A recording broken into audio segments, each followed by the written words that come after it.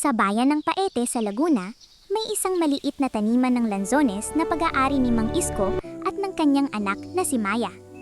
Kilala ang kanilang mga bunga na kasing tamis ng mga lanzones ng Look at these kamgin. beauties, Mija. Araw-araw They're perfect, ay masayang Papa. nagtutulungan sa One more bukid for si the Maya basket. at ang kanyang ama. Ngunit, unti-unting natutuyo ang kanilang mga puno dahil sa matinding init ng panahon. Nalungkot si Maya nang makitang nanghihina ang pinakamatandang puno ng lanzones. Isang gabi, habang nag-iisa siya sa ilalim ng puno, may kakaibang liwanag na lumitaw. Mula sa liwanag ay lumitaw ang isang matandang babaeng may gintong buhok at makinang nakasuotan. Ako ang diwata ng lanzones.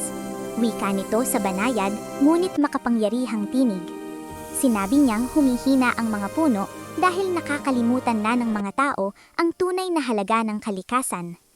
Naglakas loob si Maya at nagtanong kung paano nila maililigtas ang taniman. Turuan mong mahalin ng kabataan ang lupa, sagot ng diwata. Kinabukasan, gumawa si Maya ng social media page na #iligtas-ang-lanzones. Nagbahagi siya ng mga video tungkol Welcome to sa the tamang farm. pagtatanim Wow, at it's pangangalaga beautiful. sa kalikasan. Come on, let's get picking. Maraming kabataan ang nahikayat na tumulong sa kanilang advokasya. Sama-sama silang nagtanim ng bagong mga puno ng Watch the lanzones. orchard come alive. Wow, the Unti-unting trees are bumalik ang changing. A sigla true ng miracle of taniman. nature. It's Ang mga beautiful. bunga ay naging mas matatamis pa kaysa dati. Nagdaos ang barangay ng isang makulay na Lanzones Festival bilang pasasalamat. Muling nagliwanag ang matandang puno at narinig ni Maya ang tinig ng diwata. Mula noon, kumalat ang bagong alamat na ang tamis ng Lanzones ay nagmumula sa pagkakaisa at pagmamahal sa kalikasan.